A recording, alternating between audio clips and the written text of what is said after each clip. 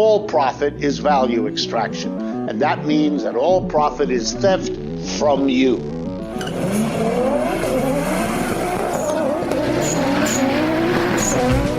Corporate America is on welfare, and we've got to get them off welfare.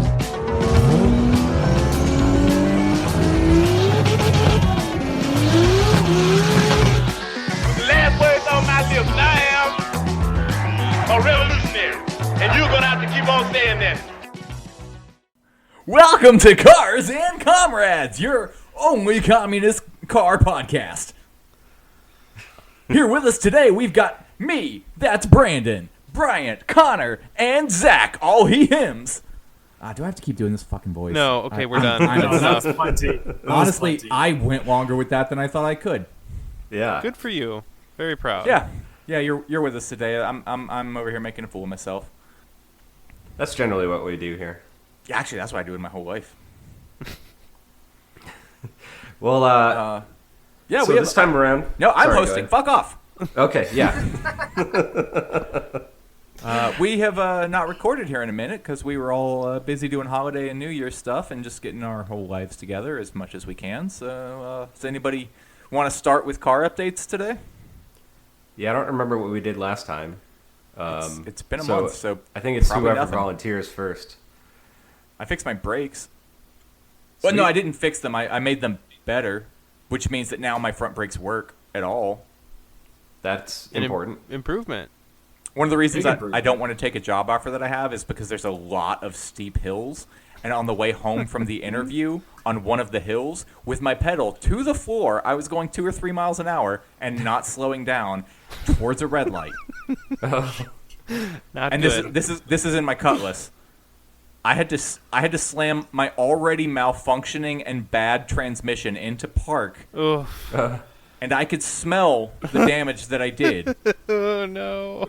I don't think you're supposed to do that. I get home and I'm like, I gotta check my brakes. I kind of felt like maybe my brake shoes, because it's front drums, were so bad that, they just there was no life left in them, or because I had been like riding them going down hills for the last 2 miles. Maybe I was just overheated the drums, whatever. Nope, not a fucking drop of fluid in my reservoir. That would do it. Nice. Yeah. So my brakes work marginally better now, and as I was talking about off air, but I'm very excited about, so I'll talk about it on air too. I have decided exactly what parts I'm going to be getting, and come spring, I am doing a full front suspension upgrade. That is tubular A-arms, coilovers, a new sway bar, all new bushings and hardware, everything. Fuck yeah. Oh. On the Cutlass? Yeah, dude. Hell yeah. I found a company that was well reviewed, and their prices are really fucking affordable, man. I want to say for all of the hardware, all of the bushings, sway bar, tubular upper and lower A-arms, and coilovers is like $1,500. What? And like That's fucking crazy. Dude, I could probably shell out like another $300 and get their fucking adjustable A-arms. Like, they're really affordable. Do that. Yeah, do that. Do that. I am For that money, do it. Well, one, I pulled that number out of my ass. So I don't think it's a ton more. But two, I know so little about it that, like, I know you guys have encouraged me to take this car to the track once I get all this done, and that sounds fun, and I would absolutely do it. It's not going to be a track car, and I don't need adjustable A-arms. Like, this is an A-body specific kit. It is supposed to eliminate a lot of the problems that they had suspension-wise. I'm just going to leave well enough alone. That's fair. But what if you want to slam it and run that hella flush camber, yo? I was going to say, you can add some camber if you have the adjustable A-arms, but... Okay, I think that maybe what adjustable A-arms means to y'all is not the same as what it means to me. You can still add or subtract camber from the quote-unquote non-adjustable. It's just like these, like, there are literally like the bolts in the middle of the arm themselves that have the left-hand, right-hand threads so that you can adjust it the way you would like ladder bars. It adds extra adjustability beyond what would be in a normal A-arm. But, like, you can still, like, you know, for time immemorial, people have taken these cars to the tracks and put the camber necessary to like run them on dirt or asphalt. So like, adjustable A-arms are for like very like that's once like double adjustable coilovers are no longer enough adjustability for you. Gotcha. Okay. Or so is this. Or so is my understanding. I mean, I could see if I could pull a picture up, but the gist of it is I don't know anyone who even recommends that unless it's a track-specific car. Fair enough then. Yeah. And also, like, I'm comfortable dropping, like, the $1,500 for their kit. That'll be probably what I do to the whole car for the year besides, like, driveline stuff. Then eventually I'll shell out for their rear suspension kit and box in my frame, do all that. I did price out a new frame, but I don't have $25,000 sitting around, so that's literally never going to happen. Yeah, that's a little pricey. Okay. Actually, for $25,000, I can build a fucking like 600 cubic inch big block Olds motor that would be super cool, and then have like $15,000 left over.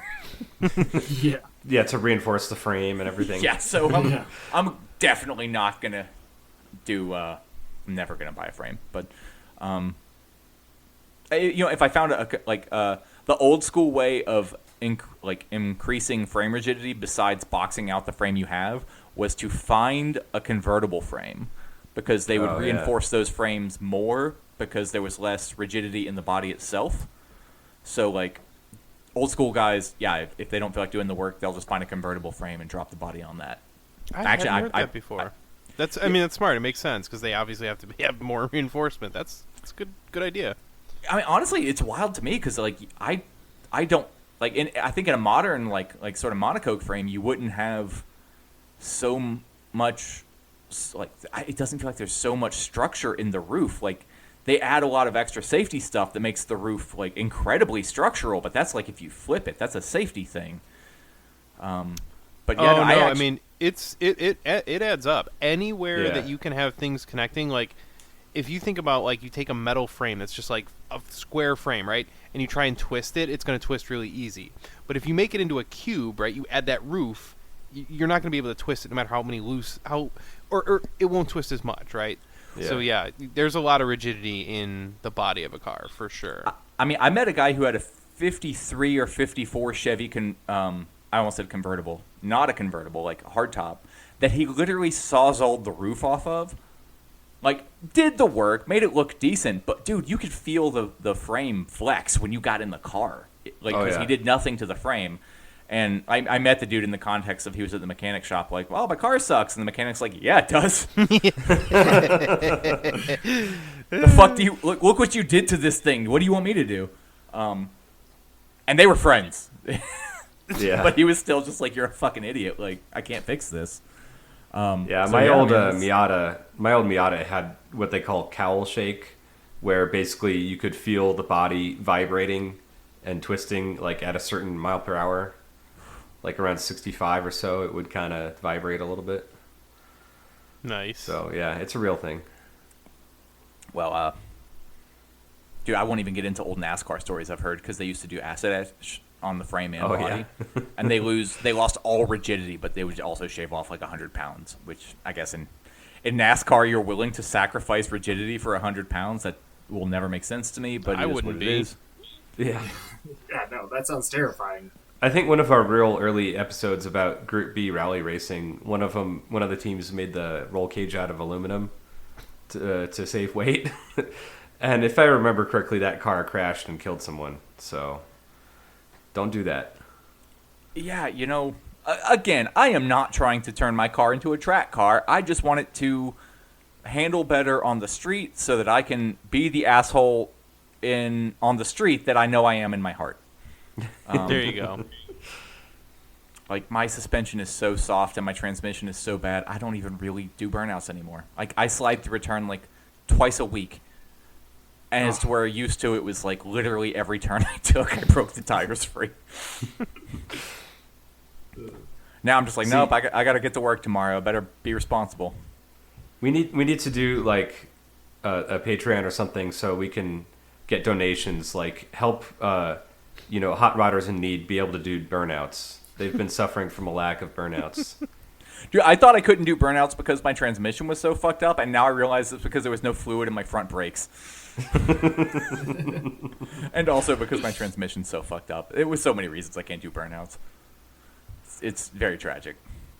But that being said, like I've also put the carb back together for my van, but I haven't put it back on. There's been no motivation. It's been like 10 or 15 degrees here up until a couple of days ago when it got into the 60s, but has been pouring rain ever since, and it is just no condition for working on cars, man. Yeah. So I do a lot of like, bench racing sort of stuff where I like get online and pick the suspension kits that I want and all that shit. And I am very excited about it. And I did bleed my brakes yesterday when the rain stopped for just a minute because It got to 60? It was like 65 here. What the the day. fuck? It's January. Yeah, that should not be happening. That's fucking crazy. Maybe it was, I don't know. Maybe it was 55. It felt like incredibly warm. Like, I mean, it was warm here, but we got up to like 37, 38. Like, oh no, dude. It was at. I don't remember exactly what it got up to, but it was minimum high 50s. Like, oh wow, shit. It was that kind of warm where like when you're used to the teens, suddenly like 55 feels like summer, and you're walking around in like a sleeveless shirt and shit. It was that, dude. It was. I think in Spain the other day it was like 80 degrees. Fuck. So yeah, fucking temperature records all over the place. I'm sure if I wanted to be depressed, I could look it up, and it was probably like 70 in the Arctic or something. Yeah, I gotta remember. I gotta put my 401k contributions down. This is not going well.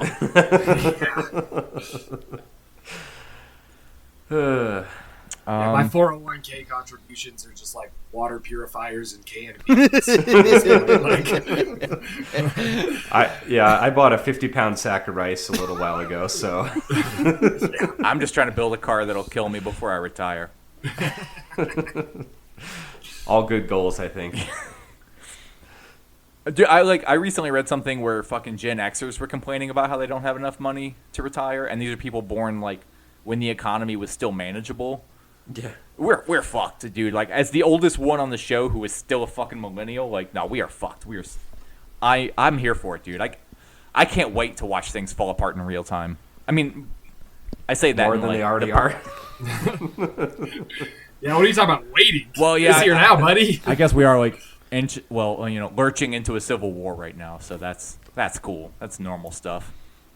Oh yeah, so for anyone listening to when this comes out, which who knows when it'll be, but we're at the point in the timeline where apparently there's a standoff at the border or some shit.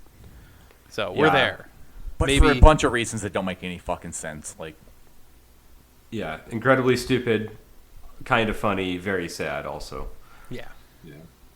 So if you're listening to this when it comes out, you can look back on this time as a simpler time when things were nice before shit hit the fan. yeah.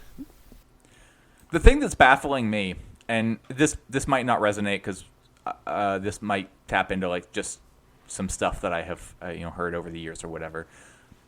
All of the border stuff, I've heard several people dismiss it as effectively just right-wingers cosplaying military. Like, and we all know those like wannabe operator types who have never seen a fucking day in the military, but own a lot of gear that they wear wrong and own a lot of expensive guns that they can't fire for shit.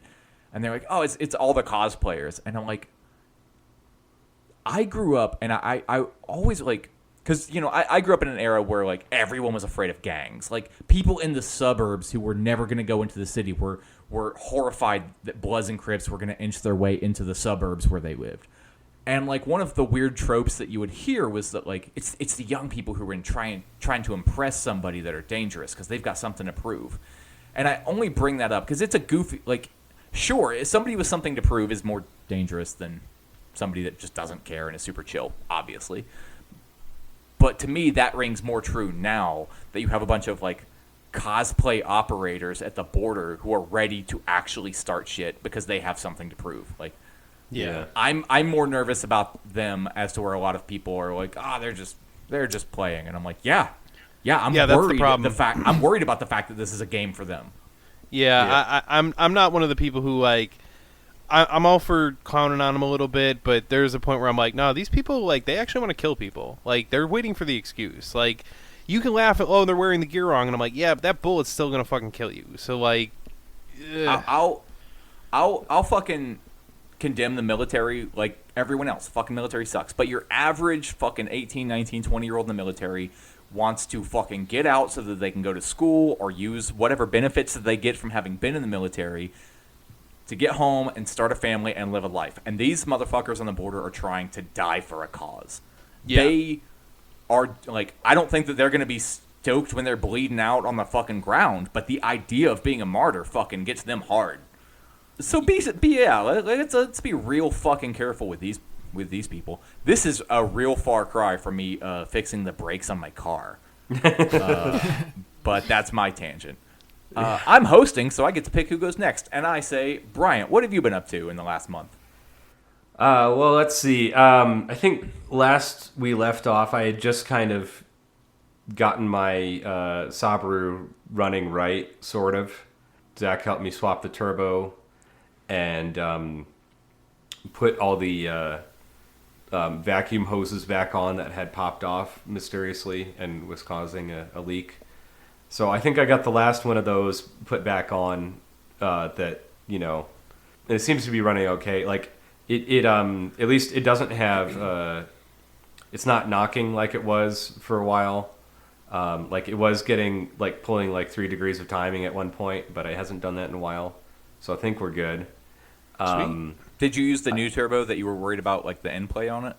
Yeah, I used the less used turbo than the one that was on there. So it still will randomly sometimes, like, it's supposed to be doing about 17 pounds of boost. It'll very occasionally do 18 or 19, just, like, spike up and then go back down. So I think it might be like a clog or something in the wastegate actuator, or maybe it's just like a little bit rusty and not moving 100% great. So what I might do is either, you know, try and clean that up and like maybe put a little bit of oil on it or whatever, or just swap it for the wastegate actuator from the other turbo, because I think it's fairly easy just to unbolt that and put it back on. Yeah, that's a changeable part as far as I know. So yeah. So I might do that. I also emailed the tuner guy that I was working with, doing eTunes, and he hasn't got back to me. I think maybe he's busy with other projects or whatever. So, Zach, I might hit you up for contacts on Subaru tuners that can do an eTune or something, if it keeps doing weird shit like this. Oh, is Zach into Subarus? For anyone listening, Zach is covered in Subaru merch right now. I am. I'm wearing my Subaru hat. I got my Subi Gang jacket on. I kind of like Subarus a little bit. We like you anyway, buddy. I appreciate it. For all my faults. Yeah. So yeah, I've got that running good enough that I think I might be able to start working on my MR2 and take that apart and redo the suspension bushings and a few other things on that. And I also got my mountain bike fixed up and put new tires on that and got that working. I got for Christmas I got a suspension seat post for it, so like the, you know, underneath the seat is a little springy cushion thing. So okay, yeah, that seems to help a little bit. Sweet. And what was it? Last week I helped. I think I told you about my friend with the Camry that had all kinds of issues that I was trying to help fix. Yeah.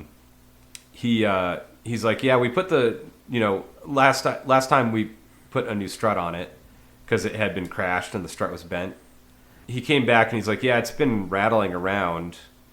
You know, like it makes this rattling sound when I go over bumps. So I took everything apart again, and the top strut mount, had cracked in half. So I think it had been damaged by the crash, and then, like, you know, once I put everything back together with the new strut on it, just that last little tweak cracked it. Yeah. And yeah, so there was basically nothing connecting the strut to the top of the, you know, the strut mount. It was basically just the spring and the lower control arm holding that wheel on. Not great. So not great. I've seen that a few times. Yeah. So I got a new top hat put in there, and it works a lot better. He was saying the other day that it felt a little clunky or something like that. I don't remember exactly the wording he used, but yeah, I don't know. It might be like a CV axle or something, or just it's a 20-year-old car that has some issues. So, what was I going to say? I think that's all I've been working on. Yeah. All right. It's also been cold here, so I didn't want to go out in the garage or anything. Yeah, we all live in terrible climates to be car guys. Like, Yeah. I best case scenario, I think I might have the best weather for it, and like 6 months out of the year, I get to actually work on shit comfortably. Yeah. It got down to -9 Fahrenheit here at, what was it, the end of December or beginning of January? When was that, Zach? Yeah, beginning of January. Yeah. I saw -15 Oh, shit. down where I am, but yeah. Shit, I was just in single digits and I was suffering. Yeah, it was rough. Yeah, I looked at my heating bill was I think 3 times bigger this month than it was the same month last year. Oh, cool. Yeah, that's bad. I mean, that's even colder than we got. We got down to like negative single digits, but not like -10 or -15 or nothing. Yeah. Yeah, it was gnarly. How does a group of car people, not one of us lives in a fucking climate that is suitable for driving? Yeah. Beats I me. mean- I don't know. All right, well, as since I'm hosting this episode, apparently, I'm picking an arbitrary order, and Zach is next. Oh, well, thank you. I'm going clockwise by who's on my screen. Makes perfect sense. Makes no sense at all. It doesn't matter. What you been up to, man?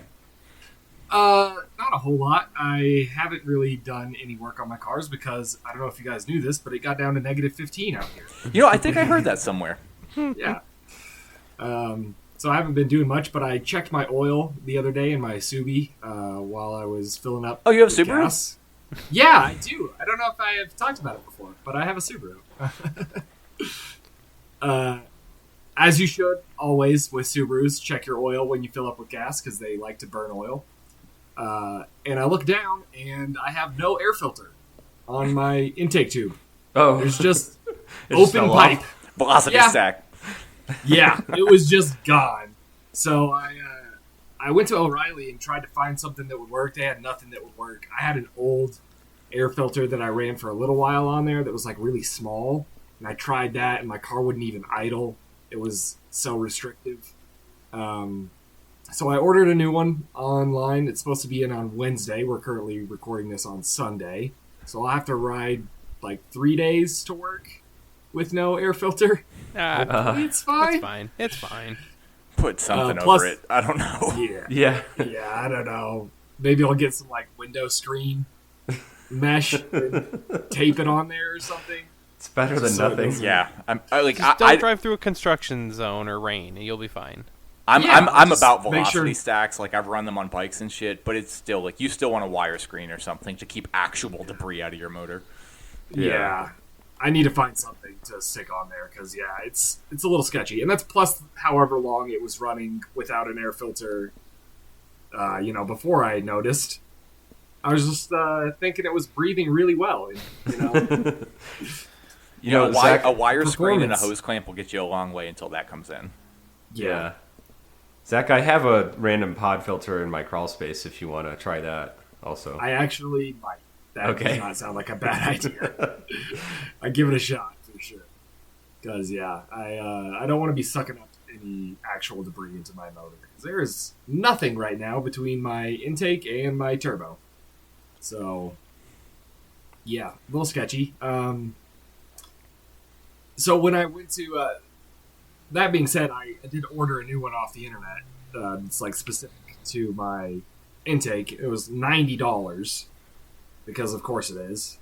But the site that I ordered it from said free shipping if you spend more than $250. So I went ahead and ordered a blow-off valve too. Because why not? Sure, yeah. I mean, rather than spend $15 on shipping, I might as well spend $250 on a blow-off valve, right? I feel like we should do an episode just looking at, like, if we can find, like, sales data and, like, compare it to how their shipping deals were, because I know they've gotten me with that shit where it's like, well, all right, well, I need to spend $15 more. You know what I really need is something that costs $400. That's the next part that I need. So, yeah, they get us with that shit. Summit Racing, it's just $100 for free shipping, and it's hard to not hit $100, you know. So yeah. I think this also, counts as like, car guy math. Exactly. Honestly, because I'm a car guy, and everyone here and listening will get this. When the whole girl math thing started, I got so mad. I'm like, no, you don't get to shit on somebody like justifying these little purchases when we're like, it's nothing compared to this. This is bad. This is actual financial, like, bad decisions. I spent $10,000 on this car. I could drop 5 on it and make it worth 7, or I could drop 15 on it and make it worth 9. I think I'm going to drop 15 on it. That makes more sense. Me and my buddy figured out that I could actually rebuild my original front suspension from the ground up, replace my stamped A-arms, everything for like $700 or $800, maybe $9. I don't remember exactly. And I'm like, well, why shouldn't I just spend the extra $600 or $700 to upgrade everything? Yeah.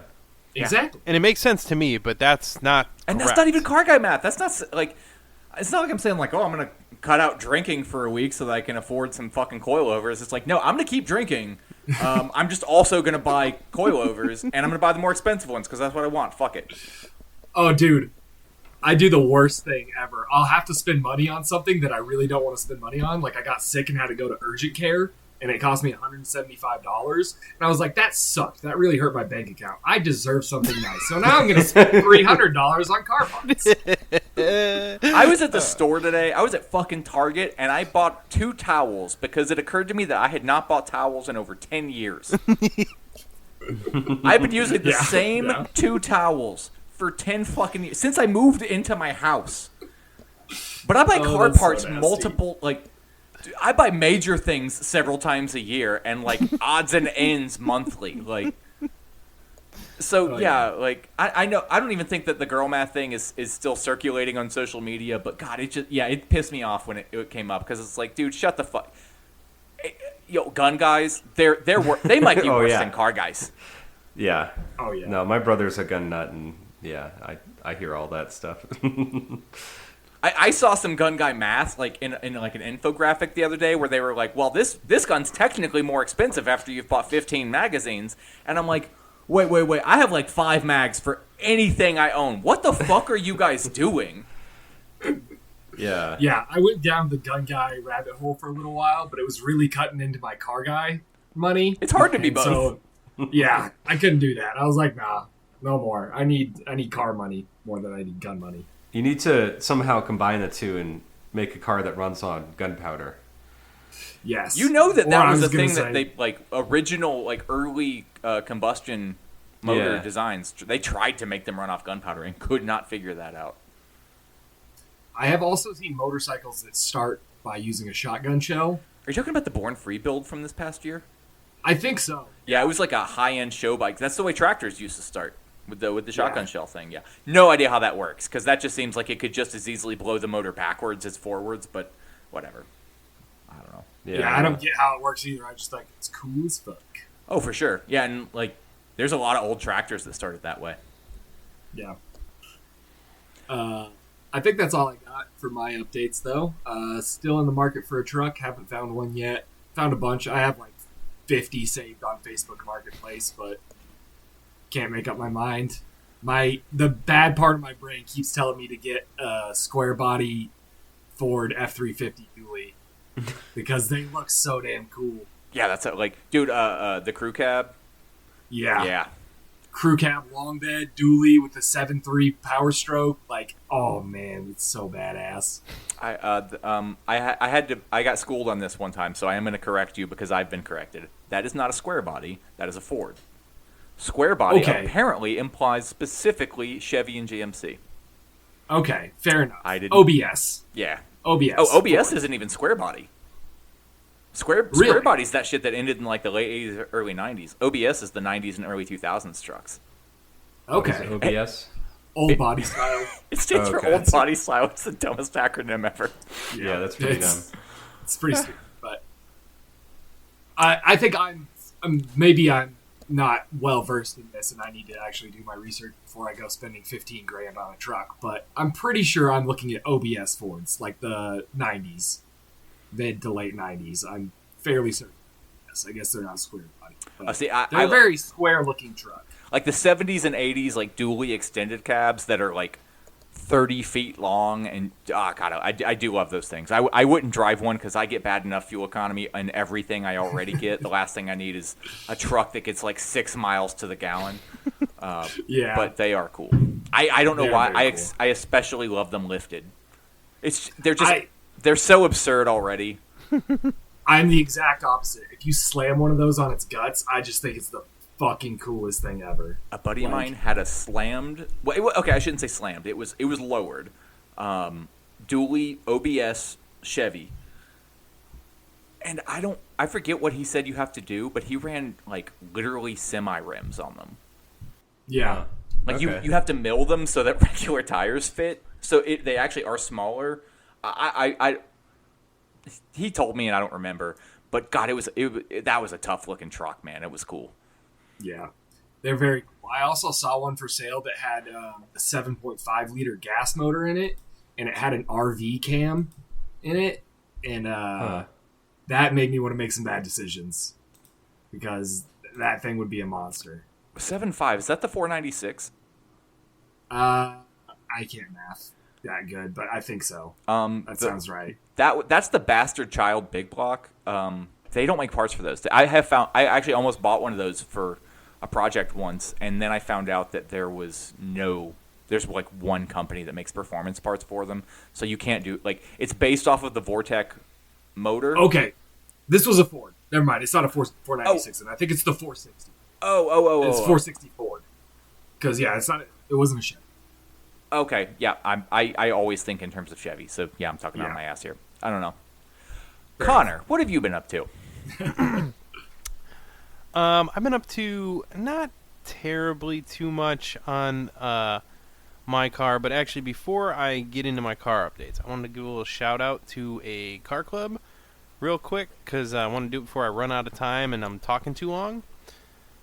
Anyway, so it's a club that is, inclusive, we'll say. It's friendly for LGBTQ people. It's friendly for, people who are, not white, whatever the case may be. It's kind of like a non-reactionary sort of club. So anyway, I want to give them a shout out. I'm in it, on the Facebook group and stuff. I think they have a Discord. They've even got, a website with, slap stickers and shit. Actually really cool designs. So Do they have a name? they do. I was just getting there. So they're called Drive The Deviant. suspense is killing me. Yeah, Drive Deviant. Drive Deviant is the name. So I would imagine anyone listening to our show is probably cool for that. They're open to allies too. So even if you're not necessarily LGBTQ yourself, obviously feel free to go join up. And it's a cool place. It's a nice little community to hang out in. They're on Facebook. I think they're on Instagram and Twitter too, but I'm a little less.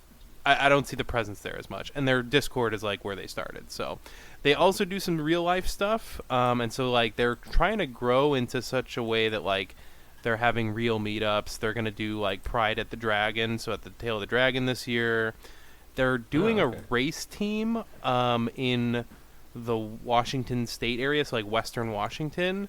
They're putting together a little race team with a Miata and stuff. So Sick. So anyway, they're doing some real cool stuff. They actually are trying to have a club that exists in real life. So more than just a Facebook group. Anyway, feel free to go join them, check them out, go get their stickers and stuff. I think they're pretty cool. So I hate to confuse things. It's Drive Deviant, and this is different than Deviant's Car Club? yes, I believe so. Okay. Deviant's Car Club. I'm not familiar with it, but I've met one guy that was in them. He was very cool and open-minded, but I don't think that was the nature of the club. gotcha. Which isn't to say that they were all like ignorant pieces of shit and he was cool. I don't know anyone else. I don't think that they were going out of their way to be inclusive or exclusive. Just that was just the name of the car club. I think they're Pacific Northwest, but I'm not sure. Gotcha. Yeah, no, this is its own thing, Drive Deviant. And it's a bunch of cool people, and obviously they're trying to grow so that like the more they grow, the more they can do, right? So there are some like real life projects in the works with them. So anyway, I just want to encourage people to go join, to go hang out there. It's a cool community. So yeah, that's a good place to be. So just wanted to shout them out. I told them I would give them a shout out because I was like, hey, this place, you guys are pretty cool. So yeah, go check that out. Went ahead and joined him right now. No, So. fucking sweet.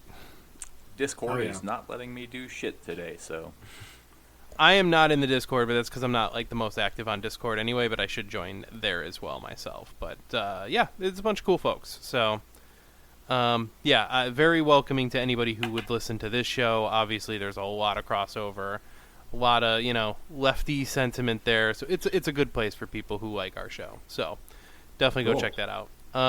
Then anyway, shifting more to where I'm at with my cars, I haven't been doing terribly too much over the holidays. I had a bunch of time off, which was really nice because I have a new job, and I think I mentioned that I had a new job before, but I got like 2 weeks off between jobs, which was fucking awesome. Nice. And I used almost none of that time to do shit on my car. I used the last weekend before starting the new job to start some shit, and I was like, well, that was stupid. Not that it was that much, but so the main project that I took on was checking to get my racing seat that I have in the garage into the car. And I kind of wanted to just like mount it up, test it out, see how it worked, see if it was even like remotely feasible. And I don't think it is. It's a little too aggressive. It is like a real race seat versus like that's going to be hard to get in and out of the car. It's just I was like, no. Is it what seat is it? So it is a Bride knockoff, and it is I believe it is the GIA S3 style. Okay. So it's reclinable, but like it has like the thigh bolsters on the sides go up really high, and that's kind of where the problem is. Plus, it's tight, which is good for me. Like it's good that it's tight. It's a little too tight. I think I need to be in a wider seat. So, as a funny aside, I hit the brakes real hard in the Cutlass the other day, and that was how I realized that when I put that driver's seat back in, I didn't put the rear 2 bolts in. That's a fun way to find out. Just lean forward all of a sudden, like, whoa, okay. It's been like years, so it took me this long to realize that there were only the 2 front bolts holding it in, but I don't know, I kind of got a kick out of it. I thought it was funny, but I am going to put those other 2 bolts on now. If it hadn't rusted to shit and won't hold bolts now. Probably a good idea. Yeah, so anyway, I tested out the seat. It was a struggle. I couldn't even bolt it all the way in because of reasons, but I put a couple bolts in there just to do it. Getting this thing mounted onto the fucking seat bracket, like I had to do all kinds of goofy shit, and like I had to use separate sliders, which I connected to the seat. And then I had to like try and extend the like bar that like allows you to adjust the seat. I tried to use like shit to extend it and using JB Weld and stuff. It was a nightmare. It didn't work very well. But I was like, all right, well, all this stuff, is this even remotely feasible? And it wasn't. So I was like, okay, enough of that effort. Like I don't need to fuck around. It's just everything's kind of mismatched. So I'm like drilling holes and stuff and like doing all kinds of shit. And the other problem is, and I'd mentioned this before, where my seat mounts to the floor pan, the bracket underneath there with the nut fell off the last time I fucked around with that seat. So I had it like precariously glued in, and it was still very precarious when I took it out. It held, it did work, and then I went in under there and I cut in a bigger access hole and I slopped a bunch of fucking JB Weld on there, which you're killing me. Yeah, I know. Wasn't great. Wasn't great, but it held it a little bit. So it feels very precarious. I don't torque that bolt down too tight. is the key. If it really does break, though, I'll just go get like a fucking piece of sheet metal, and have a nut welded onto it, and I'll just fucking, figure it out. It'll just look a little bit different, but I can fix it if it fucks up. I just would rather not have to fuck around with it anymore. But it works right now. It's fine, sort of. It's not great. Doesn't. It just it's just holding your seat in. I mean, it's just like where you have to sit while you're driving. Honestly, from personal experience, right? You barely have to put the seat in. Just don't hit the brakes that hard. Yeah, the only problem is, I shift around a lot in that seat when I'm drifting. So, I was joking. Yeah, it's an issue, but it's not the biggest issue. Like it's fine for now. If it's not fine, I'll fix it then. That's kind of where I'm at. But I've started looking around at other seat options, and it seems like I'm probably gonna have to buy a couple of seats. So I'll have to like buy them as a pair. And that's going to run me like $1,000 or something. So, whatever. It is what it is. But I do need a proper seat this year. I can't do another season with the stock seat. It's just not. It's not holding me in place. I'm feeling the same way. I just got my sewing machine moved into my hobby room so that I could start upholstering the bench seat that my car really deserves. Yeah. It's good to have good interior stuff. I'm just making a joke because you're trying to get race seats and I'm swapping over to bench seats. Upgrading my suspension so that I can corner better, and then putting a bench seat in that motherfucker. Yeah, I feel like you might regret that. I don't know. That's an interesting set of moves. But anyway, so that's the seat drama. That's where that's at. And then there was one other thing. If you remember, I had an issue where I was putting in coolant into my car because I was running straight water, and I didn't put like a ton of coolant in, but I did put a little bit. Well, it turns out it was not enough. Okay, it's fine, but it almost wasn't. So yeah, I forgot. I thought like, okay, it's fine. It looks like it's blue, right? It's fine. So I drove the car to work one of the really cold days where it was like single digits out, I think, or it might have been like 0. And so it sat in the parking garage for, however many hours I was at work. And then when I came out, the car started fine. It didn't keep running. It was a whole thing, but I did start to get concerned. I was like, hey, these radiator hoses don't have a lot of give to them. That's not great. That's not a good sign. It did work.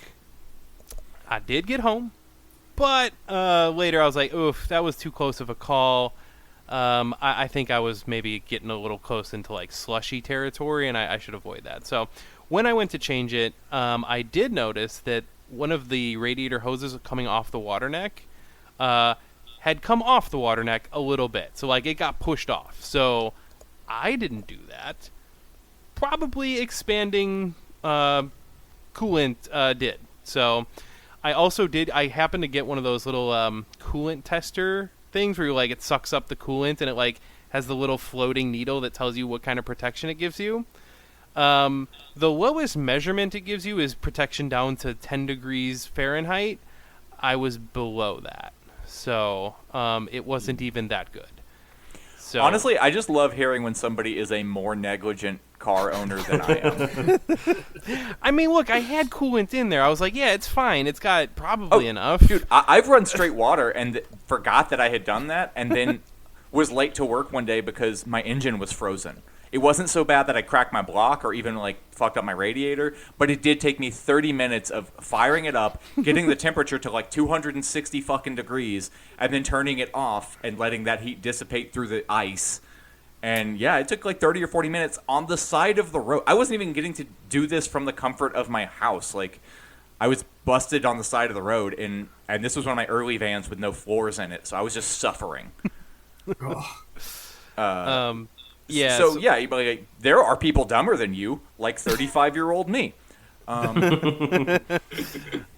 Yeah. So it was, I was cutting it a little close. Is the moral of that story? So now I have the proper coolant mix in there, and I should be good for the rest of the season. But yeah, it was make sure you check that. Don't be negligent. Make sure your shit doesn't freeze. So hey, at least the hard lessons stick with you. Yeah, that one wasn't hard enough yet, so I don't know. I might have to learn the hard way still. Oh, but Jesus. We'll see. The hard way is cracking your block. Yeah, I know. I hope that doesn't happen. But no, that's all I've had going on. So not terribly too much, but just I got to buy some racing seats, and yeah, I got to make sure I watch that coolant. But all good. All right. So that's where I'm at. You know. All right. Well, as the host, I'll tell you today we're talking about the Offie motor.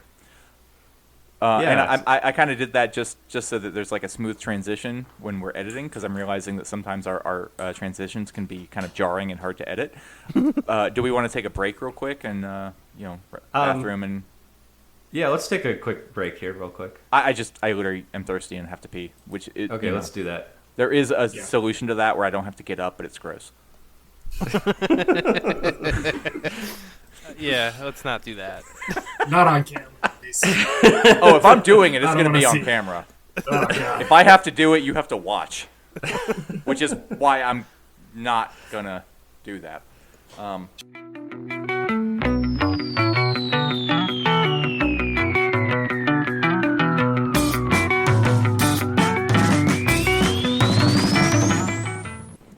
Okay, for real now. Okay. For realsies, we're recording for realsies.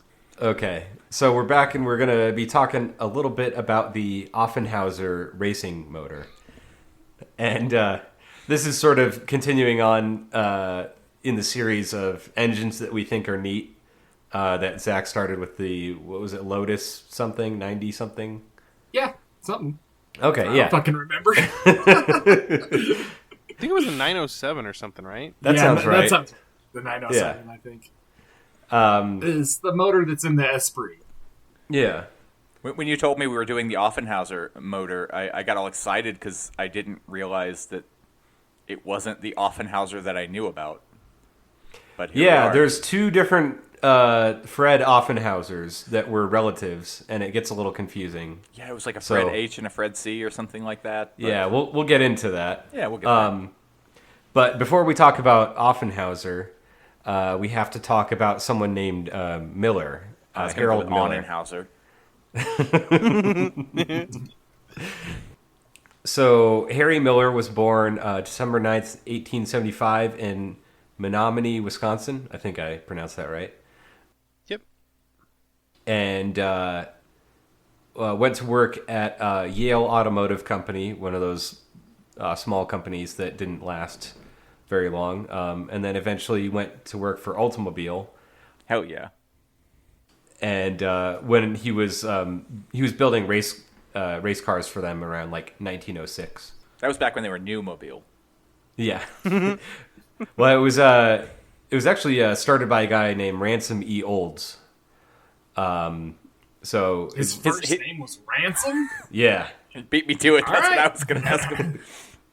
I think it's one of those like. I'd love to hold him to that. He also lived at a time like that was a time when like you actually could legit get away with any crime. You could be a bank robber and like that could be your profession. Oh, I rob banks for a living. I kidnap people for a living for ransom. Yeah, hey, my name's convictions were all Ransom. Good vibes-based. marketing.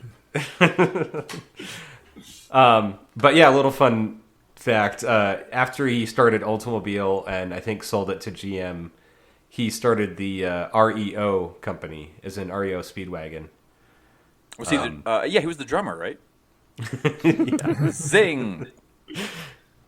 So anyways, after a poor 1906 race season, Miller left for Los Angeles, California to open his own small machine shop, specializing in carburetors. So he designed and built his own carburetors for race cars for a long time, and that's kind of where he made his money. That's where I spend all my money. Wild how the times change. So this next paragraph has like about 5 citations needed tags on it, so just take this with a grain of salt. It's bullshit. This is what I'm hearing. Supposedly, Miller invented the outboard motor and sold the patent or whatever to his neighbor Ole Evinrude. Yeah, citations needed. There was so much stuff to invent back then. It's feasible. Yeah. Why did he give the patent to his neighbor? We sold it to his neighbor. Isn't that what he What? said? Didn't you say he sold it to his neighbor? Yeah. Yeah. Yeah, he was busy with carburetor stuff. He didn't have time for outboards. But his random neighbor fucking did? I don't know. That seems It's not wild random. to It's me. his neighbor. He only has like 5 of them. Let's see. Apparently, he also produced the first aluminum pistons and developed aluminum alloys that are still used in engines today. And the first carburetors and induction system use Helmholtz resonators, which is like what you have on modern cars that sort of quiet down the intake. So, like if you hear a Honda Civic with a real loud intake, they've removed the Helmholtz resonator usually. So why is it called a Helmholtz resonator and not a Miller resonator? Because Citation Helmholtz needed. was the guy that sort of invented or discovered the physics behind the Okay. resonance. I think. I don't know. That's what I remember from high school physics class. Let's see. So he started making actual full-on race cars in the 1910s. And in the early 1920s, he developed his own 3-liter engine. I believe, this is a 4-cylinder, dual overhead cam, 4 valves per cylinder, inspired by Duesenberg and Peugeot engines of the time. 3 liter too, huh? That's pretty big Yeah. for a 4-cylinder. All right. Oh, it's going to get bigger. Oh, hell yeah. That is what she said. Honestly, like reading about this motor, the fact that it just remained a 4-cylinder for its whole life, Right? I didn't know much about this motor, and I was thoroughly impressed. So Yeah. So he he supplied the engine that powered Jimmy Murphy's Duesenberg to victory in the 1922 Indianapolis 500. And then he also made supercharged versions of his 2-liter and 1.5-liter engines. And this was, I think, when they changed the rules on displacement in Indianapolis. So they took 4 more wins in the 20s. And then, I don't know. They were winning a lot in the late 20s and early 30s. So I want to talk a little bit about the Miller 91 race car. And I'm going to put in the chat a link here so you guys can see the pictures of this, because it's pretty sick looking. How do I do this? Hold on. So this is one of the 1.5-liter supercharged straight 8 engines that he made with twin cams and 4 valves per cylinder. is that like a shifter on the outside? That's either a shifter or the brake. I think it's the shifter. Yeah, I think it's a shifter because this is front-wheel drive, right?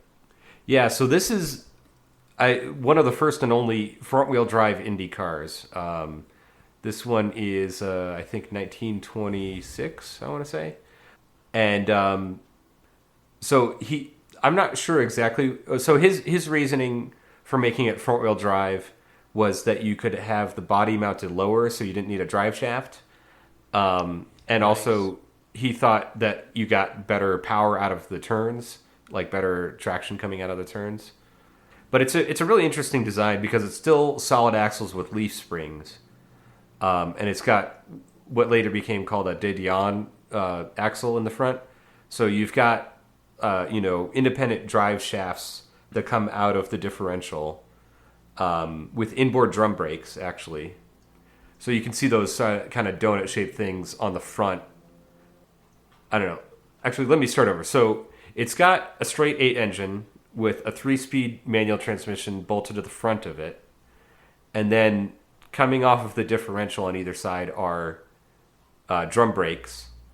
And then coming out of those are, movable half shafts, like on a modern front-wheel drive car. And then it's connected to a solid beam front axle that uses leaf spring suspension. So it's a weird combination of like old and new technology in this thing. It's really I cool love looking, this though. older shit because back in like the teens, 20s, and 30s, engine design and automotive design, it was the Wild West for what it is. Because Yeah. you see it a lot in motorcycles. Like Harley was making like inline 4-cylinders and like flat 4s or boxer Right. like inline boxer motors and stuff. they just didn't really know what worked, so they were just throwing shit at the wall and seeing what sticks. Right. And some, like, yeah, it worked for this guy, dude. When we get to the power output of some of his fucking motors, like, you realize that he kind of stumbled on some good design for the era. Yeah. So this was a, like I said, a 1.5 liter inline 8-cylinder engine with a supercharger that made up to 250 horsepower at 8,000 RPM. And this is in like 1926. Hold on, and this is So- 1.5 liter straight Yeah. 8? That's so wild Yeah. to me. Those have to be the smallest pistons in Right. the world. What blows 8 me, cylinders and 1.5 liter. That's crazy. honestly, a motor revving to $8,000 made back then blows my mind. Like, the stroke had to have been like half an inch. I mean, I think it helps that it was I'm sure it helped that it was a straight. The cylinders were all inline. Yeah. No, I'm not talking about balancing, dude. I'm talking about piston speeds. Because, like, one of the things that we use to overcome, like, piston speeds in modern motors is metallurgy, but they just didn't have it back then. It wasn't developed. So, like, if you want high revving motors with low piston speeds, you have a super short stroke. So maybe that, like, it could have been like a tuna can bore and stroke for such a small displacement in so many cylinders. Like, Yeah. I mean, I don't know. There's a lot going on here, and I don't know. I'm just kind of rambling about it, but it's cool. It's genuinely impressive when you look back at that era and find somebody who was willing to, like, or who was able to come up with this sort of stuff. Yeah. And the rumor is that some of these cars made their way to Europe for races, and Ettore Bugatti saw these and copied the design for his straight 8-cylinder engine. They do look kind of similar. I mean, it's a twin cam straight 8, but that's pretty cool to have inspired Bugatti with your design. So, you know, we had the stock market crash in, what was it, 1929. Which one? And so, huh? I'm making a joke about capitalism failing every few years. Yeah, yeah. You know, they kept going for a while, but eventually Miller declared bankruptcy in 1933. And he went off, Miller went off to work with Preston Tucker, who made the Tucker car that, you know, was kind of a flop. And also with Ford, so they were doing Ford flatheads in Indy cars. But he sold the business to his chief machinist, Fred Offenhauser. And also, who was it? The designer, the engine designer, I missed his name. Leo Goosen. So those two guys bought the business and moved all the machines to a new shop and got everything set up. So they had this design that Miller had been working on for a boat engine for racing, and they sort of developed it into this new design, which was a 4-cylinder, 150 cubic inches, so that's 2.47 liters. And the first time they put it in a car, it set a land speed record of 144.9 miles per hour. It is currently 2024, and with twice the displacement, my van will go half as fast. Yeah. Oh, let me copy another link for you here.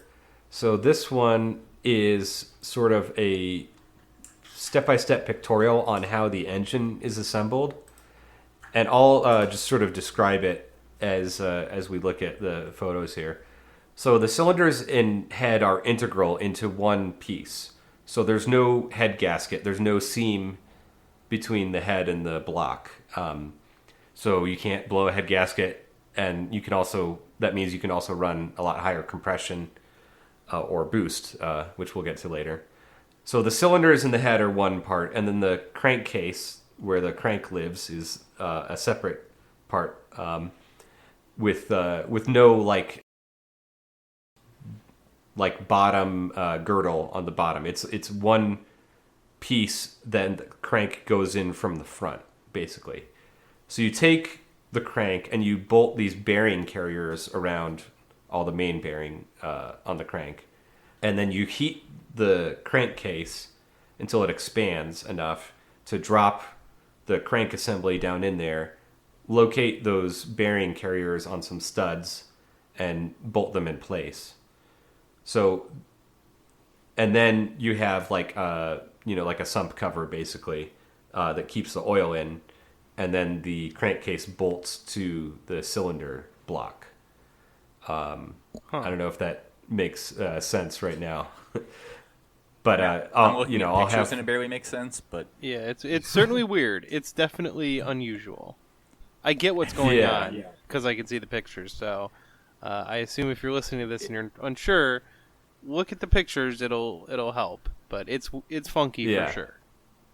And yeah, it's definitely different than most engines are built, or pretty much any car engine is built today, is built differently. So, and then you have separate blocks for the cam carriers that hold the cams and the lifters. So those bolt onto the top of the head. And then one thing I thought was interesting is there's no like shims or anything to adjust the valve lash. You actually have to file the tops of the valve stems to length to make valve adjustments. Wow. And then if you fuck up and cut it too short, you have to like recut the valve seats. Nice. So yeah, they don't make it easy. But hey, it's a race motor. well, they just don't make them like they used to. And then, like I said, it's twin cam. They made versions that were 2 valves per cylinder and 4 valves. Most of the ones that were winning Indy races later on were the 4 valve ones and the bigger displacement. And then instead of like a cam chain or a belt to drive the cams, they have gears. So there's like a whole bunch of gears underneath the timing cover lined up to drive the cams. I guess weight reduction wasn't part of the equation, I suppose. Yeah, I think it's just to be reliable, and also maybe at that time like gears and chains and belts weren't really developed enough to be durable enough. Yeah, to be fair, I never trust a belt.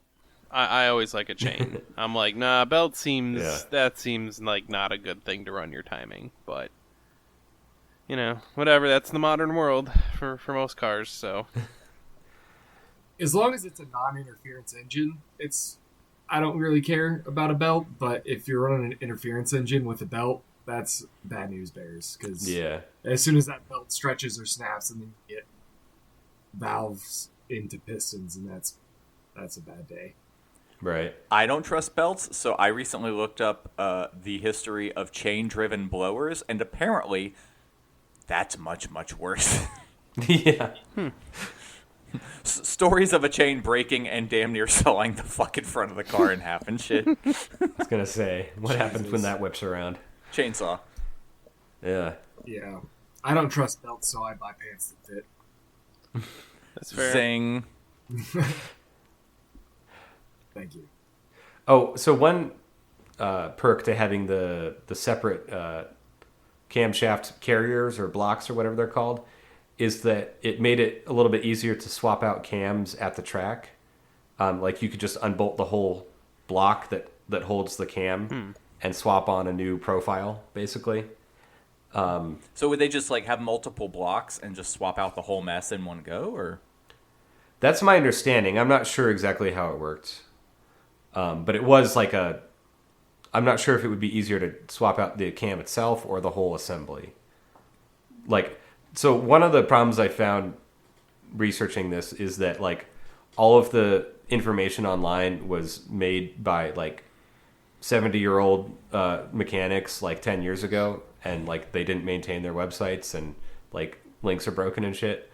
So like finding information about this engine is a little bit hard because most of the people that know about them are either dead or very old and not using computers much.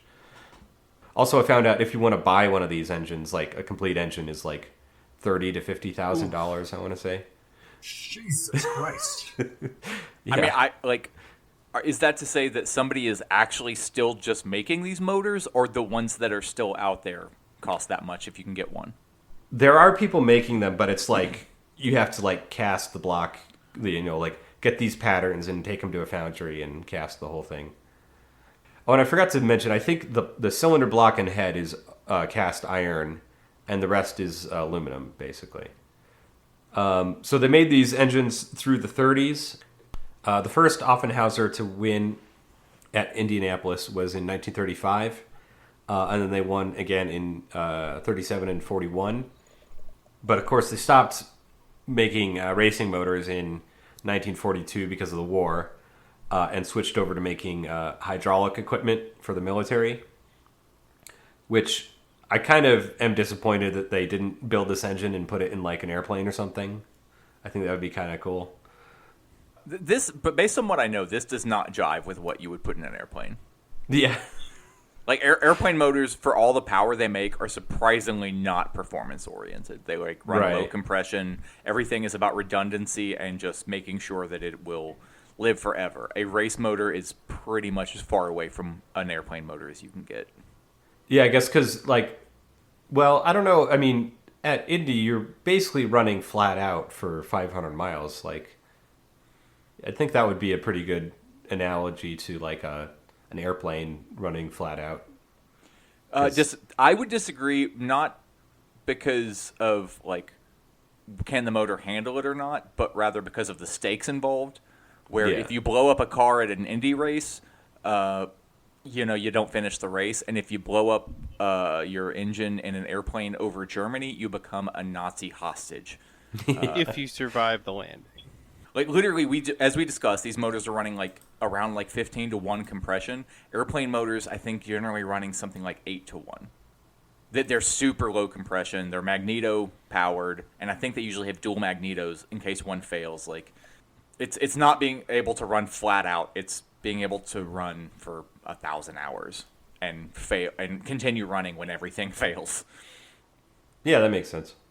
So in 1946, they began production again, but at this point, Fred Offenhauser was getting ready to retire, and he sold the business to Louis Meyer and Dale Drake, who kept the Offenhauser engine name, but they also put the name Drake on the business.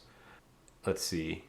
And then, so we've been talking about Frederick H. Offenhauser Jr.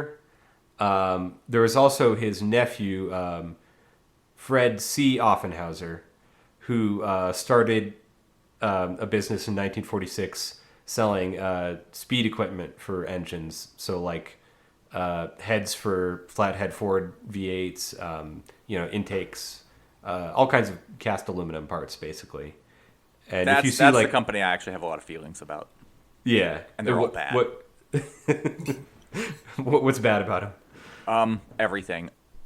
So from my understanding, like based on reputation, in the 60s and 70s, they actually were an innovative company. They were coming up with intake and had designs and stuff that were worthwhile and were actual power adders. But dude, if you track down like any of the shit that they made in the 80s and 90s, a lot of it hasn't changed from what they're making now. And I literally read a hot rod shootout just doing some research on this, where they tested like it was literally like a low buck. Like we found this on eBay for $100 or a swap meet for $50. Like they just compared a lot of intakes that they were able to find cheap and easily. And the Offenhauer one, they were like, oh, this one is easily the worst, coming in at a drop of 40 horsepower. Yikes. Jesus Christ. Yeah, like as best as I can tell, they're still running a lot of the designs. Like they're still selling a lot of the designs that were available in the 70s. And they just, my general impression, whether this is true or not, is that they were really innovative for a couple of 2 or 3 decades, and then they just rested on their name. There are because I generally try and stick with small block Chevy because parts are cheap and easy to find. The few like oddball motors that I like, the one common theme across all of them is if you find an Offenhauser intake, don't run it. It's a quick recipe for losing power. The exception seems to be some of their intakes where they ran multiple carbs, like 3 deuces or dual quads, whatever. Those had some gains, but it was usually low in torque rather than horsepower. Okay. So Makes sense. maybe a more street-oriented manifold, but in general, it doesn't seem like Offenhauser has held up in the last 40 or 50 years. I mean, kind of to me Yeah. seems like a perfect, capitalism story, right? They had some success, and then they rested on that. They cut costs, they stopped innovating, and they're just like, oh, we have this marketing name, and now we'll just put out any old fucking intake, a box with some fucking runners on it, and slap our name on it, and hope for the best. And when the truth is, they're selling junk, and they know they're selling junk. Sounds like capitalism to me. I don't know. I think of them as a vintage brand. Like, if you're wanting a period correct something or other, throw Offenhauser on it. I don't think I've ever run a single fucking part from Offenhauser. And nor would I. And just for the record, we're talking, this is the Offenhauser Sales Corporation that sold Yes. intakes and stuff. So the post-war years for Offenhauser racing engines were some of the golden years for them. From 1947 to 1964, every single winner of the Indy 500 was driving an Offenhauser. Every single winner? Yep. For more than 20 years. Jesus. Yeah. Dude, Holy even if you shit. throw in one or two exceptions, that's fucking impressive. Yeah. That's crazy. Okay, that's... Wow. Yeah. And from 1950 to 1960, Offie-powered cars achieved all 3 podium positions. For 10 straight years? Yeah. Holy Oh, shit. man, that's crazy. Talk about domination. That's crazy. Yeah. In total, Offie-powered cars won the Indy 500 27 times. That is at that point, that's not even just it's faster. It has to be more reliable than all its competitors too. Because you can't have that kind of wins when it's like if the thing is fast but breaking down all the time. That is reliable and fast. I think that the monoblock design that we talked about is the answer to both of those things. It's when you don't have, like, it's not like head gasket technology was amazing in the 40s. So when they eliminated that as a failure point, they're able to boost compression up to an insane degree without failure. So, like, they have something that is more reliable while also running higher compression than probably all of their peers. Yeah. I mean, if I'm assuming that's the case, Yeah. they solved both of those problems with one simple trick. I'll get to the performance here in just a second, but I just wanted to show you sort of a snapshot of the Indy wins. So in 1950, you have to go down to 29th place before it's not an Offenhauser engine. So Jesus the top Christ. 28 places were all Offenhauser engines. Number 29 was actually a Cummins diesel engine that did not finish. Oh, nice. Wait, Yeah, and that might that- we might do that on a future episode. how but, could that not be the last? How does an engine that didn't finish the race come above anyone else?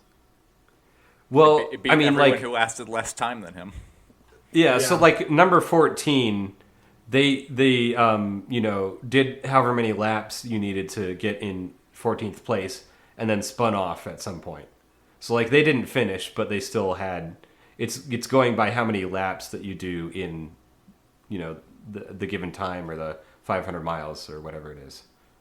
I think that's I don't know I if have that to makes confess, sense. I don't know the rules there, but Yeah. that is a lot of not finishing.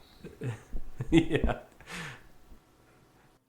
Didn't maybe you're gonna get to this? Didn't they go out of business and then their motors continued winning races for 10 or 20 years or something like that?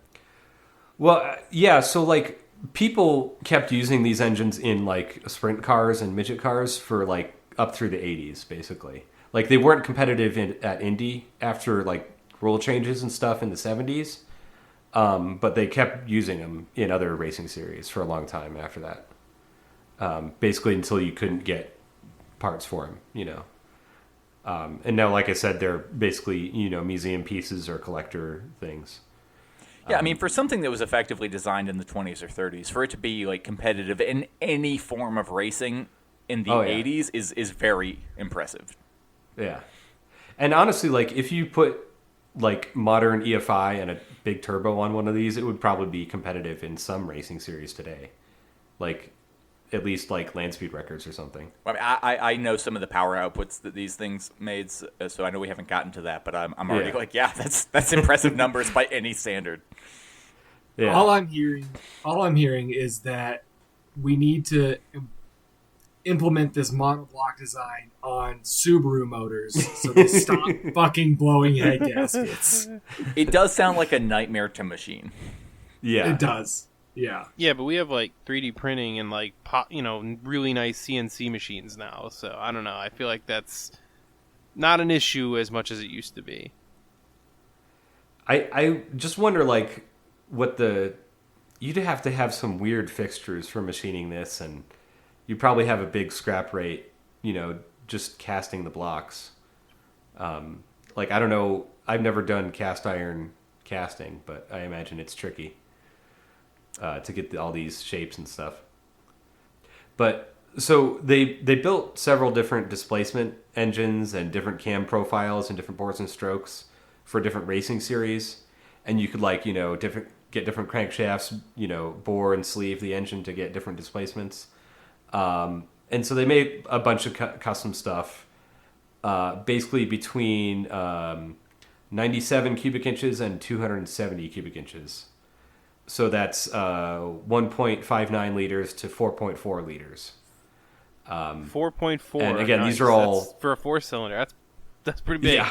1.1 liter per cylinder. Yeah. Also, no counterweight, counter shafts or whatever it's called. The balancing shafts. Balance shafts, yeah. Yeah, so these things would be pretty shaky motors.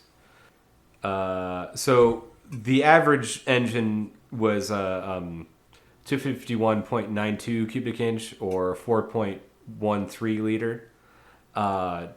And in naturally aspirated form with a 15-to-1 compression ratio, it would make 420 horsepower at 6,600 RPM. God damn. All right. Yeah. Jeez. Can you say it one more time? That was a lot. That's a 4.1 liter engine making 420 horsepower at 6,600 RPM. Yeah. So that's what, just shy of 2 horsepower per cubic inch? Yeah. Yeah. And so these were usually, I believe, running off of methanol or some other alcohol fuel. A lot of them had Hillborn fuel injection, so mechanical fuel injection, and you'd have like a pump driven off one of the cams for that. Yeah, actually, it makes me wonder how much they would benefit from modern fuel injection, because Right. the old school style fuel injection worked really well under very specific circumstances, and it was these circumstances. Like, Yeah, it's basically like it runs perfectly at wide open throttle, and Right. every other condition it's kind of struggling. So a little bit more on the racing career. In are we going to 1959, talk are we going to talk maximum horsepower? Because there was one number I saw that Yeah. fucking wrecked me. Do you want me to just skip to that part? Oh, if you're getting to it later, we can wait. Okay, yeah, no, it's coming up in Okay. a second here. I don't want to bury the lead. Yeah, let's go. So in 1959 at Lime Rock, they had a Formula Libre race, which I think this is like, sort of exhibition, run whatever race car you have. This guy Roger Ward brought an Offenhauser powered midget car and was like beating sports cars from Europe around the track. And this is like a road course, not an oval track. So like, solid axles actually turning, corners and beating European sports cars. So because of this, that someone decided, hey, we should enter one of these into Formula One.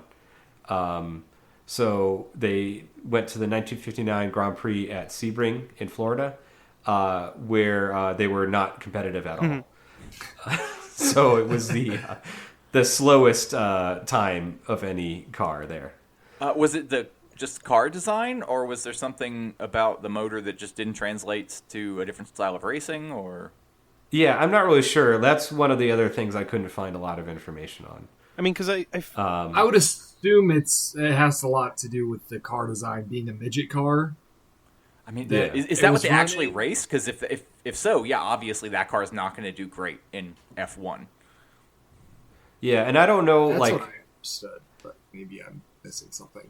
all I know about the Sebring race is from driving it in Gran Turismo on the video game, so I don't know. It's a pretty tight course, if I remember correctly, but it's also got a long straight, so I don't know where it would have been competitive, where it would have had trouble. Fair enough. So Ford came on the scene in 1963 with their racing engines, and then the rule book changed a little bit in the late 60s. So by the 70s, Offenhauser was kind of losing its edge to other motors that were more competitive. But this is when turbocharging came into the picture. So in 1968, Bobby Unser won with an engine that made 750 horsepower at 9,500 RPM. God damn. From How big From was a- the motor? 2.75 liters. Yeah. So that's 168 cubic inches. So So less than 4 horsepower per cubic inch. I guess that's right around 3. Yeah. yeah, so they were able to achieve 1,000 horsepower with 44 pounds of boost. Oh my god! But Dude, yeah, I honestly, so like, back then, I didn't even know that there were things that made 1,000 horsepower unless it was, like, you know, one of those industrial diesel motors that displaces, like, 500 cubic gallons. Like, I thought that was something reserved to, like, you know, 1,000 cubic inch tank motors and the likes. To learn Yeah. that in that era there was a 2.5 to 4 liter motor making that sort of power blew me away. Now, Oh, yeah. granted, I don't really know a lot about vintage racing, but it sounds impressive. yeah, I mean, it sounds like they were. I don't know what it doesn't say what the compression ratio was on this, but if it was, 15-1 like the naturally aspirated ones, like, I don't know, you're making some crazy I pressures feel like in it those couldn't cylinders. be. I feel like they had to lower it for that. Not with 40. No, they had to lower it. Now, That's- the 44 pounds makes up. The metallurgy is not Yeah. there. Yeah. But yeah, I don't know. It sounds like they were making diamonds in the combustion chambers. So this, got them competitive again, and from 1972 to 1976, they won all those years at Indy with turbo motors. So the final victory for Offie came in 1978 at Trenton, driven by Gordon Johncock. And then the last time an Offie engine not a real raced... Yeah, I know, right? Maybe it's like Coburn. Maybe it's pronounced differently. Anyways, the last Offie engine to race at Indy in the Indy Series was at Pocono in 1982 for the Domino's Pizza 500. Hell yeah. Which I'm sorry, And hold then, on. I just got a quick aside. It's giving off like the sports advertising vibes that are just like way too shitty. Where you're like, please no. Where like there's a baseball field that's guaranteed right field. I don't even remember where it is, but like so fucking gross. That shouldn't exist. That's like if there's no other reason to overthrow capitalism, it's that. And like then I'm thinking of like the Formula One team, Red Bull. Who like killed it this year, by the way, knocked it out of the park. Red Bull is the team to beat, and their new name this year, as far as I'm aware, is Visa Cash App Racing Bulls. Oh my god! Yeah. Well, this is the 80s, so I'm assuming that they just had to go really fast to avoid the Noid. The what? Oh, I wasn't sure if that joke was going to land. The Noid was the Domino's like mascot for a period of time, and it was just this weird creature that was trying to steal your pizza or something. Okay. And so like their like little slogan was "Avoid the Noid." Got it. That's a weird one. Have you heard about Kenneth Noyd? I'm assuming he didn't like the character and was annoyed. Yeah, this is a guy whose real last name was Noid, and he saw all these ads, and I don't know exactly. I won't speculate. He had some mental health issues, and like took a pizza delivery driver hostage, and like there was a standoff. I was gonna say, so this sounds like when I see "Let's Go Brandon" bumper stickers, and I get really stoked. But I have yet to take any of those people hostage. Yeah, Yet. they're not actually talking to you through the bumper stickers, Brandon. It depends on my headspace. You just gotta imagine that they're very encouraging people. Yeah, You know, yeah, just really hoping that you succeed. that's a good way to spin it. I'm not about this, but Trump people really like me.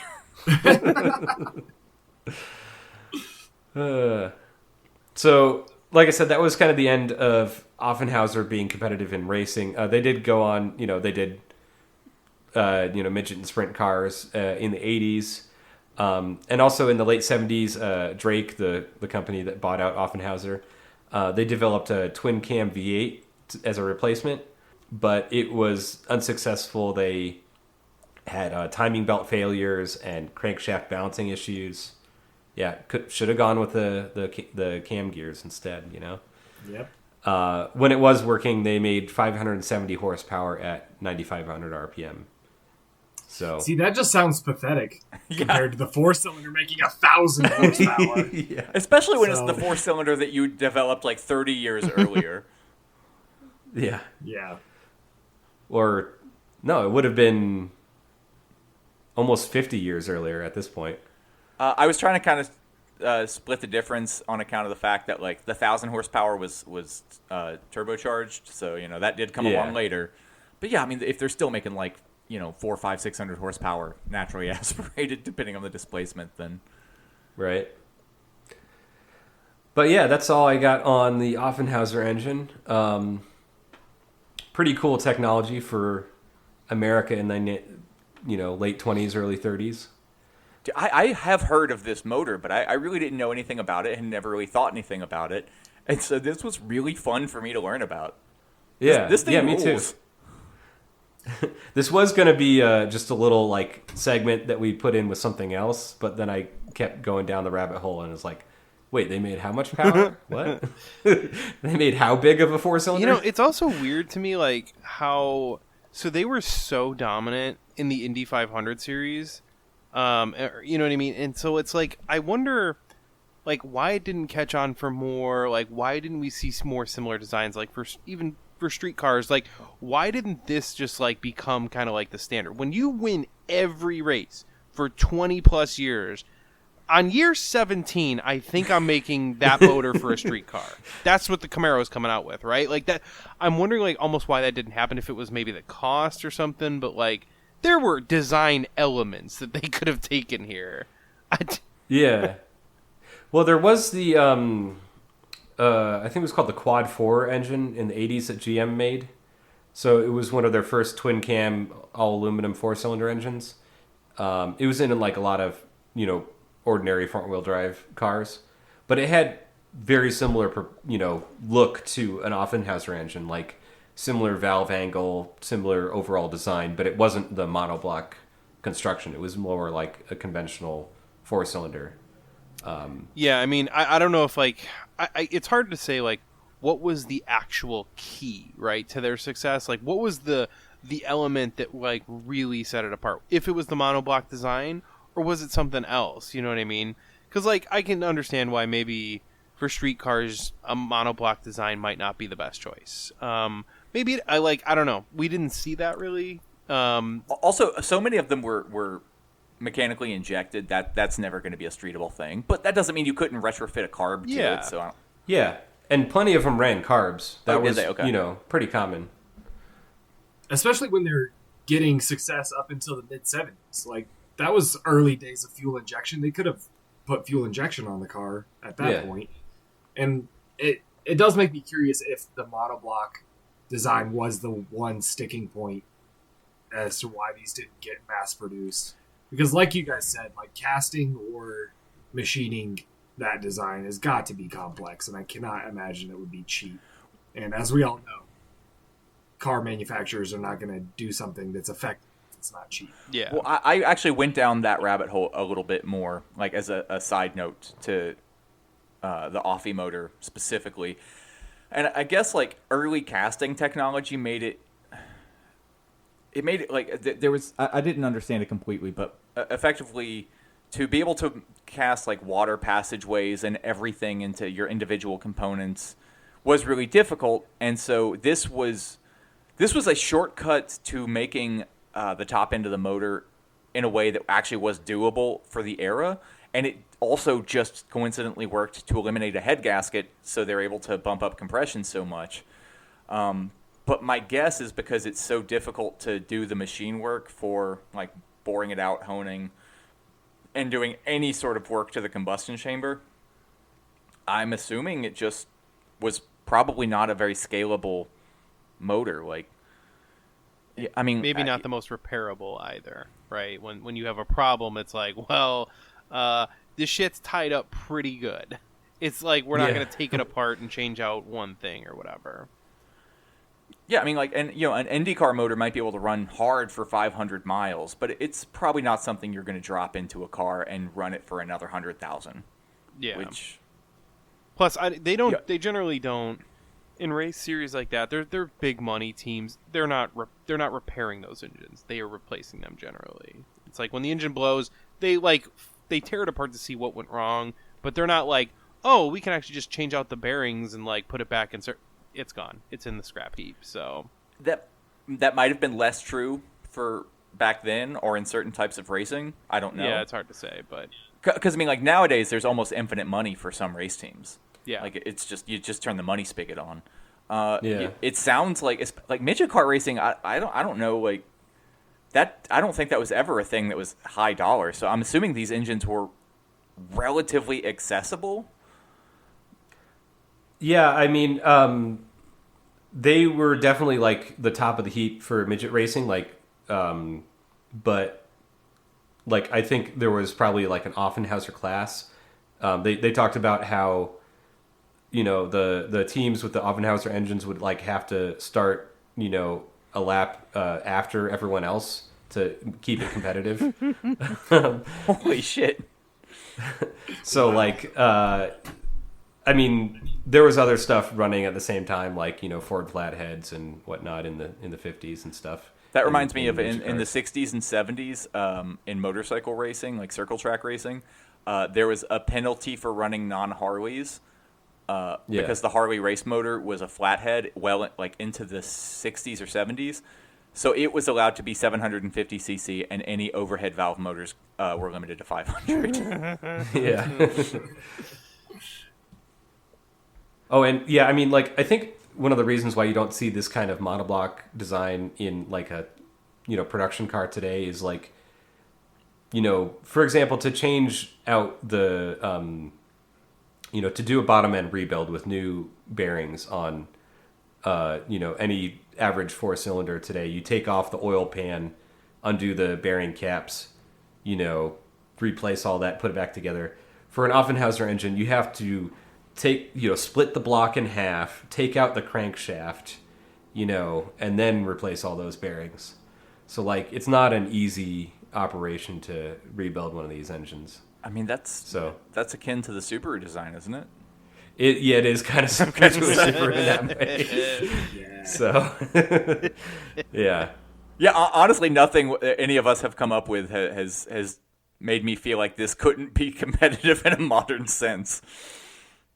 Because I mean, like, I don't give a shit about like the fact that they threw a turbocharger on there and were able to bump up the numbers so much. Still, to have a 4-liter 4-cylinder motor making 1,000 horsepower under any circumstances is still impressive to this day. I think that was the 2.6 that was making 1,000. Jesus Christ!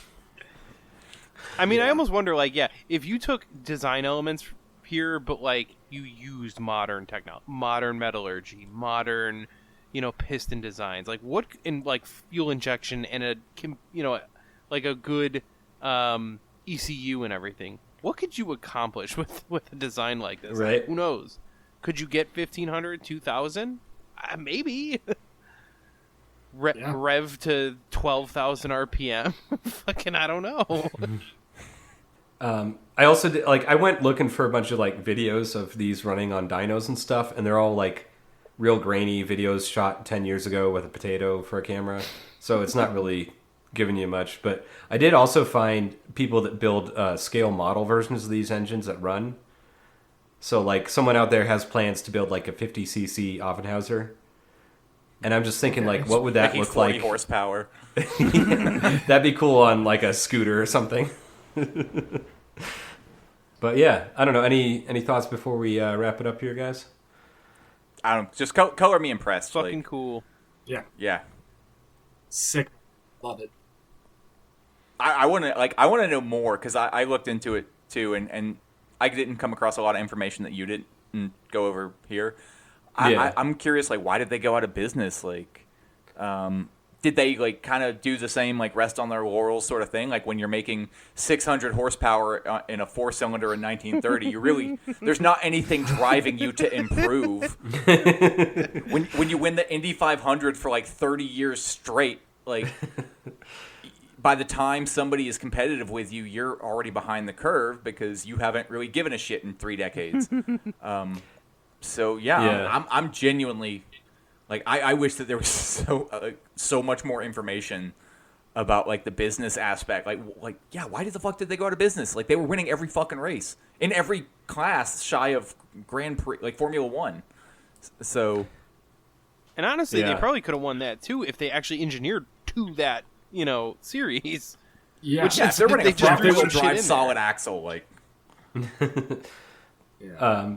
Oh, and one thing I did forget to mention is that I don't think Offenhauser ever did this, but Miller did make V8 and V16 versions of the same motor.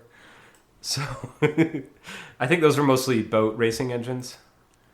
I'm just imagining that anything over their 4-cylinder, there was no technology for a transmission to not explode the second that they're well, this is 1945 and we figured out a way to make 3,500 horsepower, but our tires instantly disintegrated and our transmission is in a fucking nearby zip code. The internals have turned into a liquid state. Yeah. I would just like to see, honestly, I think they should bring back, again, parts of this design, and so that you could have, an Offenhauser Prius, you know what I mean? Something like that, a 400 horsepower Prius getting, 60 miles to the gallon. I think that would be cool. Let's write a letter to Toyota. I will say, Pittsburgh has one of, if not the largest, vintage race weeks in the country. Unless I'm just totally misremembering how big it is, but I think it's a fairly big one. They have different classes, and it's you'll see things from the 50s and 60s racing on a track here in the city. And I am definitely gonna keep my eye out for fucking Offie motors the next time I go. Nice. I am gonna look and see who is doing that shit. Fuck yeah. Cool. Did they have any provenance in drag racing? Did they ever? Not that I found. No, it was mostly just indie, sprint cars, midgets, stuff like that. I am not jokingly going to cite my previous example where I'm willing to bet that the rest of the technology was not there. There's just no way to put 500 or 600 horsepower down on the dog shit bias ply tires that they had to their disposal in 1930 and 40. Yeah. Although, I mean, if you look at some of the, open wheel Indy cars of the 70s, they looked pretty similar to a Formula One car. They had, independent suspension and aero and all that kind of stuff. By that time, they had developed them a little bit more, but I mean, they were a little bit more primitive than the average Formula One car of the time. I mean, that's on the team, not the engine. It wasn't Offenhauser building the car, right? Yeah, no. That and some of that had to do with, or a lot of this story has to do with the racing rules, why they built it at this displacement, why they set up the chassis this way or that way, that kind of thing, was based on the rules and how to win within those rules. Yeah, I saw something where they were saying even if you find certain motors, just be mindful of displacement, because some were common and you can actually find parts for, and some were very built for specific classes, and finding a crank or cylinder sleeves or whatever that would be original for it are next to impossible to find because it was just an uncommon displacement. Cool. Very fucking cool. Yeah, fun stuff. Connor, why don't you plug our social media and we'll get out of here. All right, yeah, cool. If you if you like our show and you think it's cool and stuff, we're on social media. So come follow us on Instagram, Twitter, Facebook. We're posting a little bit more, marginally more than we have in the past. So we exist there. Hexbear, we are there as well. So come follow us, rate, review the podcast. If you've been listening for a few years now and you think we're cool, go ahead and give us a little rating, like 5 stars, or put a review like, hey, these guys are cool, and whatever, they talk about leftist stuff but racing cars too, whatever it is. We don't really care. So go follow us on social media. Go follow the Drive Deviant Car Club, wherever you find some space for that. It's a cool place. Yeah, so all that. And email us with ideas for what engines we should talk about next. Yep. Yeah, if you leave it to me, it'll just be a dumb V8 from the 60s or something. Cool. All right, cool. Bye, everybody. Bye. Bye. We gonna make fight fire with fire, bitch. We make you fight fire with water, bitch. We gonna fight racism, not racism, but we gonna fight with solidarity. We said we're not gonna fight capitalism with black capitalism, but we going to fight with socialism.